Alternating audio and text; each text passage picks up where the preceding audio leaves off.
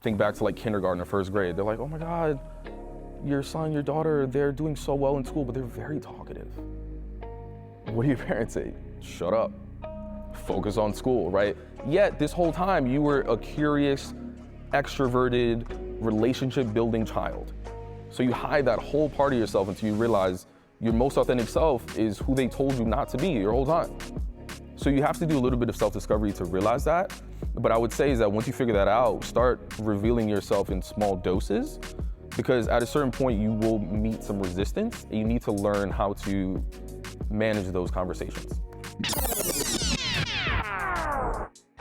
Mi gente, dímelo, dímelo, what's good? Welcome to another episode of the Quien Tú Eres podcast, brought to you by Plural. As a quick reminder, on this show, the mission is to redefine professionalism. Typically, each week we bring you a different guest to walk through their experience between professionalism and authenticity. That said, this week we're switching it up a bit. The clip in the intro was actually from a fireside chat that I had at one of my speaking engagements. Unfortunately, I can't say where it was, but let's just say it was a very large and well-known financial institution in Milwaukee. This particular speaking engagement was an hour long. For the first 20-30 minutes, I was doing my thing up there, walking people through a presentation around why we need to redefine professionalism. And then the second half of it was a fireside chat. So for this week's episode, we're sharing that fireside chat. It was a dope conversation, and we spoke about a lot of interesting topics when it comes to authenticity in the workplace and redefining professionalism. That said, hope you enjoy it. Let's get into this week's episode. I sat in my seat and I was literally shaking because so much of what you've said resonates with me. And I think this is true for everybody in that we hear these stories and we see ourselves, because no matter where we're from, no matter what we look like, we all struggle with this question of, number one, identity. Who are we really? And then two, am I being authentic in the moment?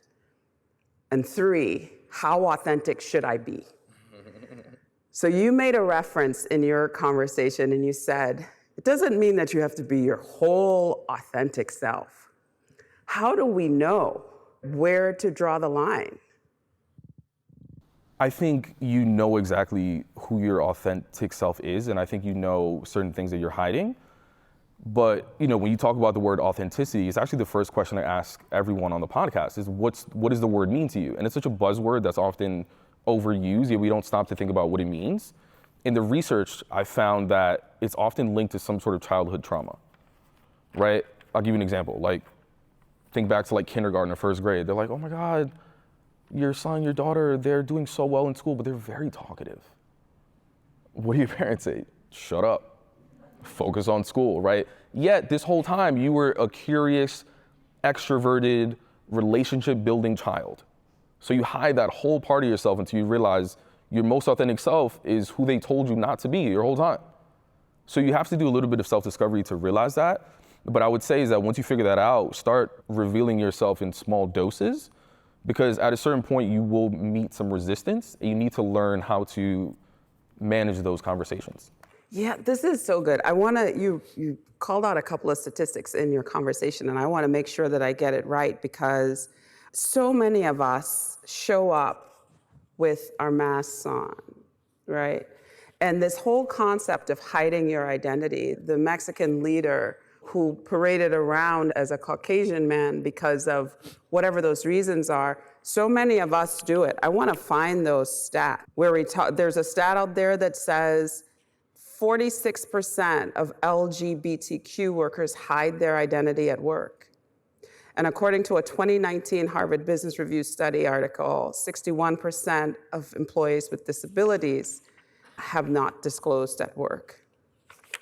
And also the Pew Research Center says that 48% of Black college grads says that they feel the need to code switch. And I'm gonna add a little story. I code switch. I had to code switch because it was my duty. So for those who don't know me, not only am I Black, and I say Black, I'm Afro-Caribbean. I'm originally from the Bahamas, so I'm an immigrant. And I came here on the backs of a lot of people on a small piece of limestone in the Caribbean Sea. And I felt a strong need to not only come here and do well, but to survive, to excel, and to succeed.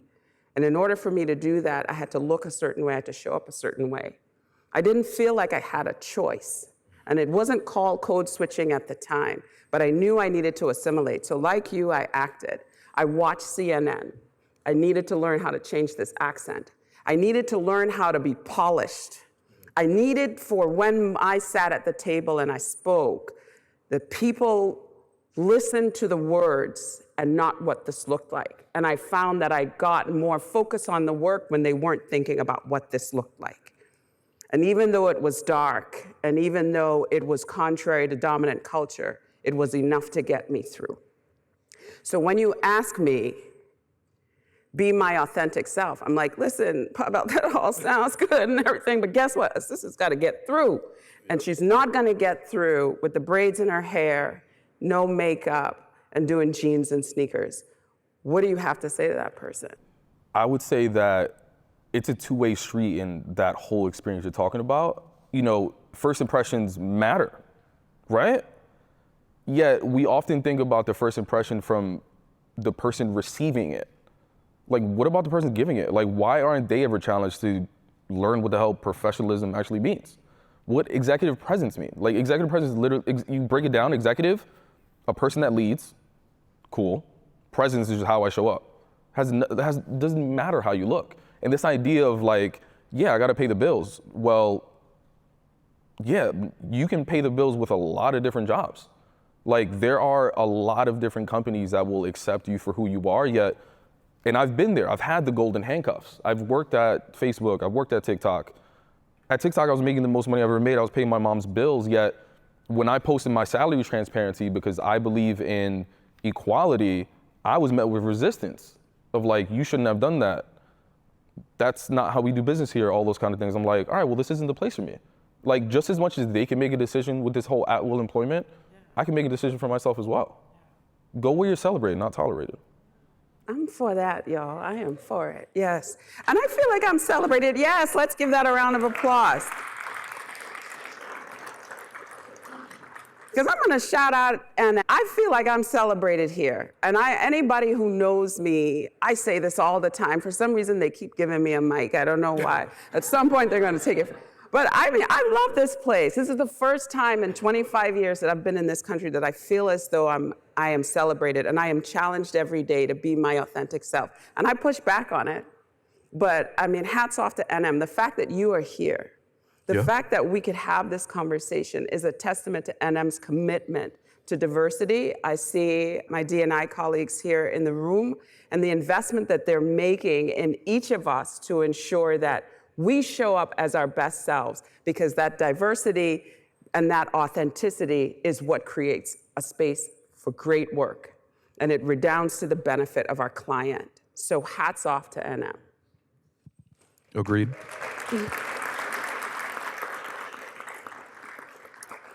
So I want to talk a little bit about how this, the impact of assimilation on a personal level. Like, people talk about the burden and the tax of not showing up as your full self. How does that affect us personally and then in a corporate environment?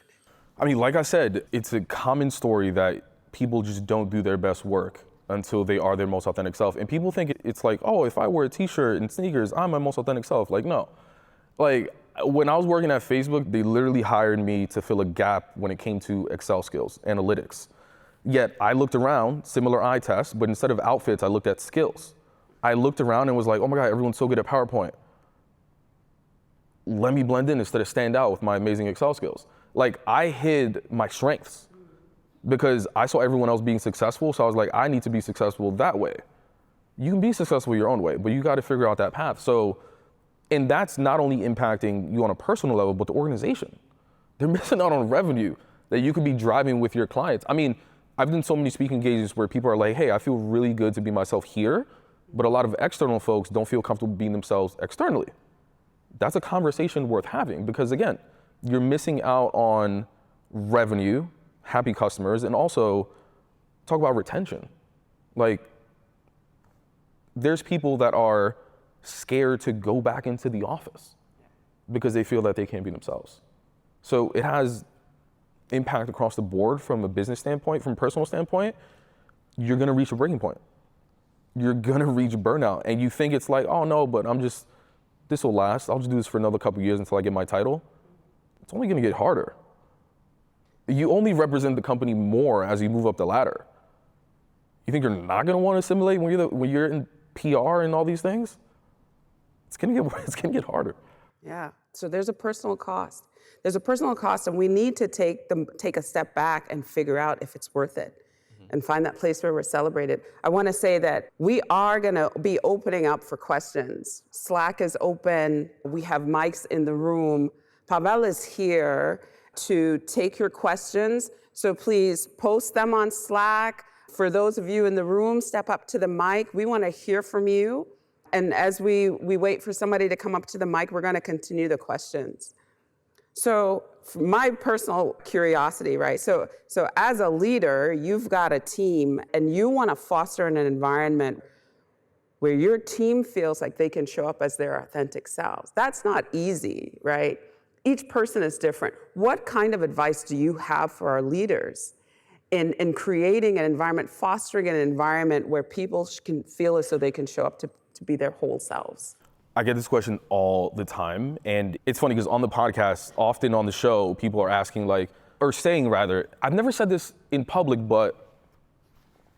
and people are like, how do you get people to tell you their experiences that they've never shared with people? You know, they go from sharing these anonymous quotes to publicly naming companies and their experience around all sort of things that are in legal cases. And I'm just like, wow. And I think you have to model the behavior that people respect and want to see in the world. How do you expect your team to be vulnerable with you if you're not even vulnerable with them? Where every time they ask you what you do on the weekends, you lie to them.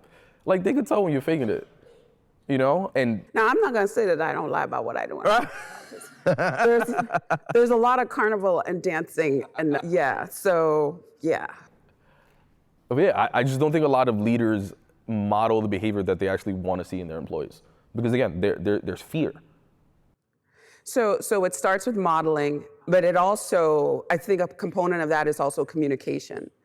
Being able to feel like you're in a safe space to say, hey, boss, I hear what you're saying, but for me, this is how it feels. Yes, I think having the emotional intelligence to be able to communicate your emotions is huge. I had a manager tell me one time, hey, I'm never gonna understand what it is to be a black man in tech.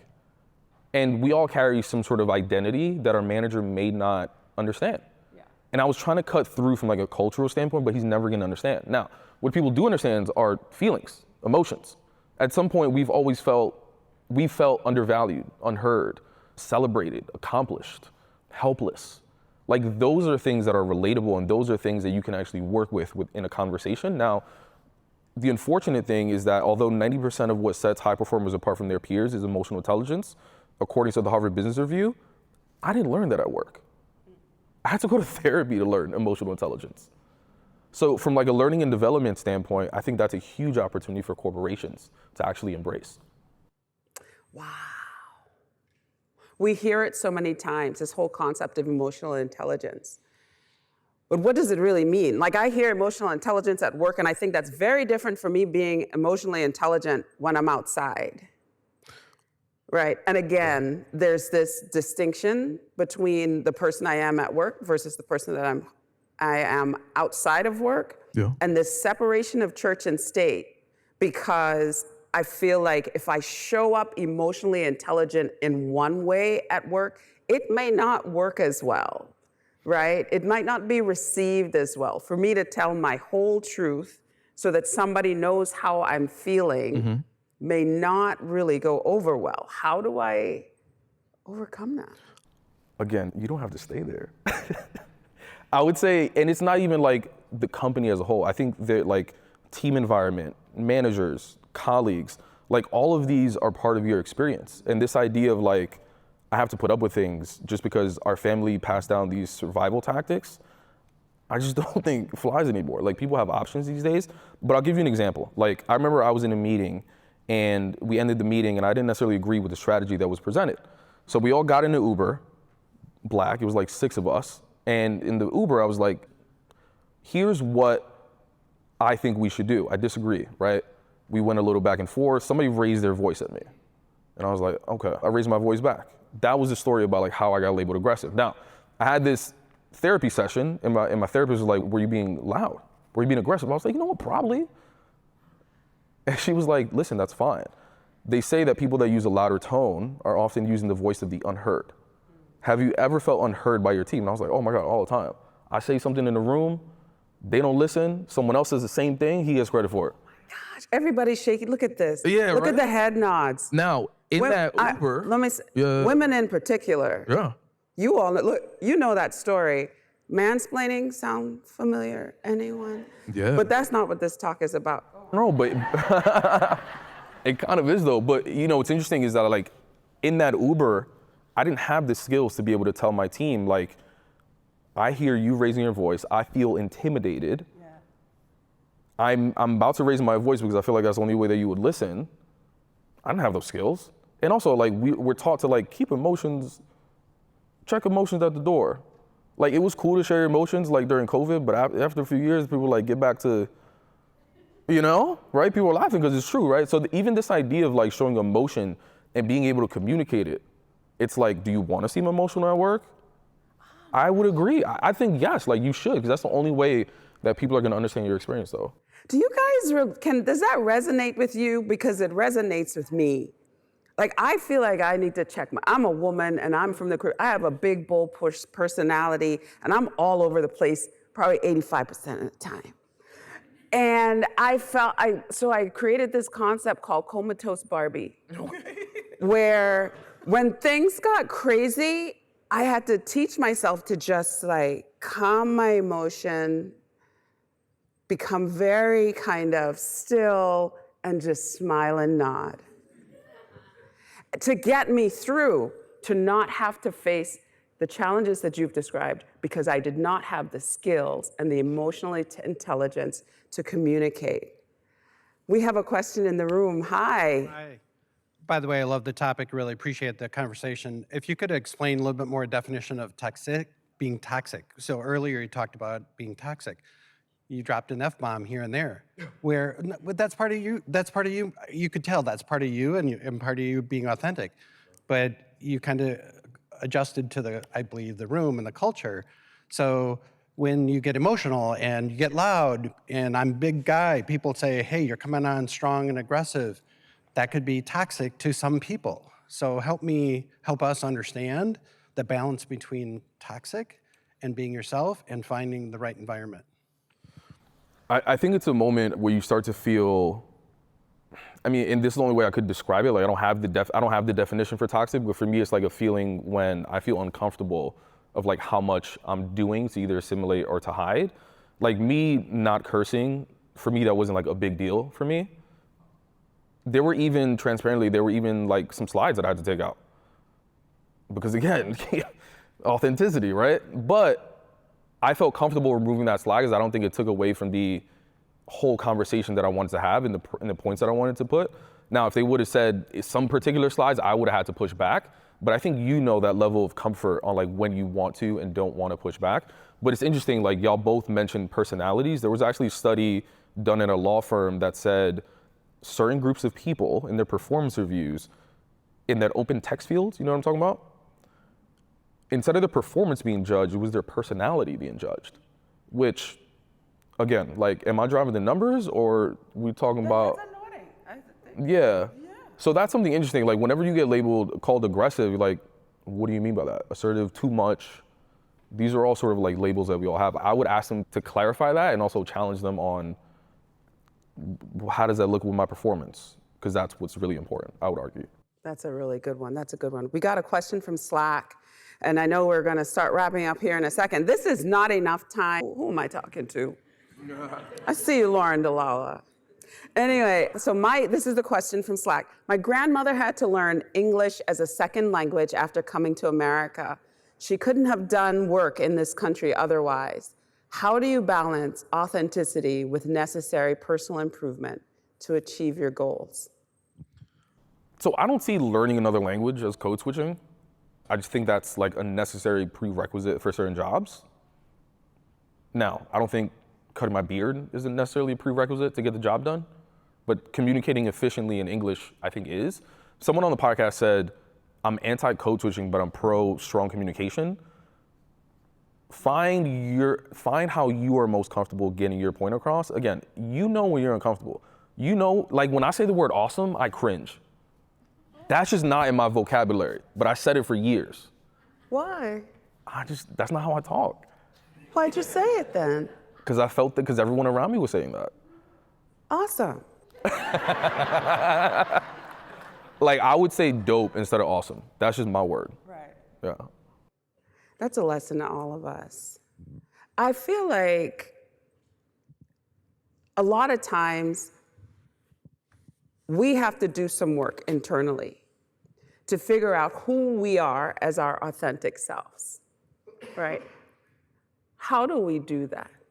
How do we figure out like the real us, that when we show up, it's consistent every time? Because there's this duplicity that happens, right? When you think that you're this person today and then tomorrow it kind of shifts and then the next day you're back to day one and people start to wonder about your character. Are we dealing with somebody who's really sincere and authentic because we're fighting to get to a certain place of inauthenticity? How do we deal with that? I would really think about defining that word for yourself, authenticity. Just like, what does it mean to you? And also have conversations with your family. Like, you'd be surprised what you are gonna learn about yourself and like the expectations that they had from you early on. Because then you'll start to figure out like, oh my God, no wonder I've been acting a certain ways because I've been trained to do that from family. You know what I mean? I think at an organizational level, there should be like a deeper view on, am I creating the most safe environment for people to really be themselves? I think there are just so many things that we've just accepted because they've been that way for years, but like, is it really necessary? I'll give you an example, right? The Yankees have a facial hair policy for people that follow baseball. They also have a hair policy, right? Now, does having a beard determine whether you're gonna hit a home run or not? No, but the policy has been like that for years. They're like, but it's not just that. It's like in finance as well, there's like certain policies like that.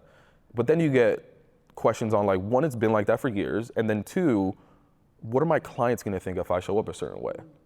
Like, people think that they're gonna do less business if they allow their employees to truly show up themselves.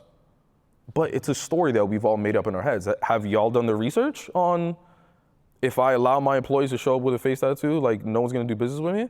Or is that a story we're making up? That's right. I don't know. I think we need to question just like everything.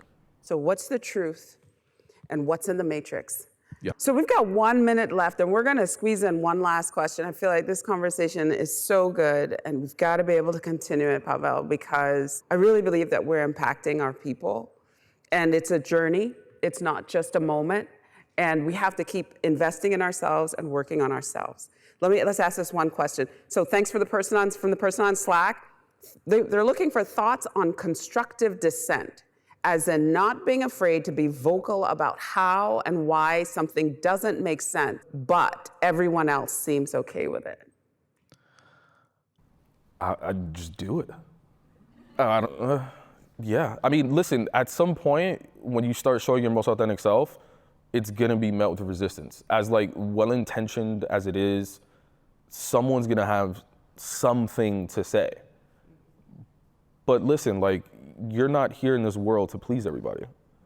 There's some people that are gonna mess with you because of who you are, they're gonna like you, there's people that aren't gonna like you. It's impossible to please everybody. But the people that are looking for you, looking for the representation that you're looking to provide, they're looking for you. They want to find you. And that's how you start changing culture. And like, at first, like you may be the only person being vocal about it because everyone's been trained to be silent about something, right? But once you start talking, everybody's gonna start doing it, right? Because there's this idea that, like all of these conversations, they often go untold, right? When they go untold, we feel alone. When we feel alone, we feel like we're the problem. Right? So this idea of like not being vocal, we're not being vocal because we think we're the only ones experiencing it. We're not. There's millions of people in the world. You think you're the only one with that idea, with that problem, with that issue, with that solution? No. The more that you are yourself, that's how you like change things. That's how you like, you want to be the representation that you wish you had when you were younger because someone else is looking for it. Pavel. Man. No words. And with that, I think we're going to wrap up today's session. I am just so honored to be on this stage with you and to have this conversation and to have this feeling of comfort to be my whole self, not just with you in this conversation, in this room, with the folks who are here, with the folks who are watching online, and to be a part of this Revel in Tech conference that's embracing this movement and this moment of redefining professionalism and this clarion call to all of us to show up as our whole selves. Figure out who that is. Embrace that and bring it with you. And it's gonna be a journey. You're not just gonna show up tomorrow like completely liberated, right? It's gonna take work and you're gonna have to invest in yourself. And I challenge you to do that. And then we'll see you. You'll show up. Your work, it'll show up in your work, it'll show up in your walk, it'll show up in your conversations, and we're waiting for it. Can I say one last thing? Yeah. Listen, if you don't wanna do it for yourself, anyone have children here? Nieces, nephews? Y'all got mentees? I had a story on the podcast of this like CEO of this big advertising agency, and she was like, her son could tell who she was gonna have a meeting with depending on how she was gonna get dressed. Right? She was like, oh mom, you're gonna meet with the finance people? Oh mom, today's the creative folks? Listen, people are watching. And at the end of every episode, I ask people like, what inspires you to continue being your most authentic self? Literally unprompted, everyone has said for the next generation. Everybody, right? And we all say like, oh my God, I want an inclusive environment. Oh my God, I want diversity. What's the point of inviting me to work here if y'all are just faking it, right? Because I walk in, I do the eye test. The signals that you're sending, whoever's looking up to you, is that they need to fake it in order to be successful. In fact, that son asked the mom, Mom, should I change who I am when I go to school? And if they're not asking you, they're already thinking it, because that's what you're showing them. So if you don't do it for yourself, do it for whoever's looking up to you. And with that, guys, let's thank Pavel. Thank you so much. Thank you, thank you. I just want to say, check out his shoe game. I mean, we can't, I don't know where the camera is, but somebody's got to check this shoe game. It's crazy. Thank you so much, everybody. Have a great day and enjoy the rest of the conference. Mi gente, that wraps up this week's episode. If you enjoyed what you heard, please do us a favor. Wherever you're listening, like, share, comment, leave a rating and a review. If you're watching this on YouTube, be sure to subscribe. If you're listening on any podcasting platforms like Apple, Spotify, etc., please do us a favor, leave a rating and a review. It's going to help us in the algorithms to make sure that these experiences get heard by as many people as possible, because that's the only way that we're going to redefine professionalism. Thank you, and see you next time.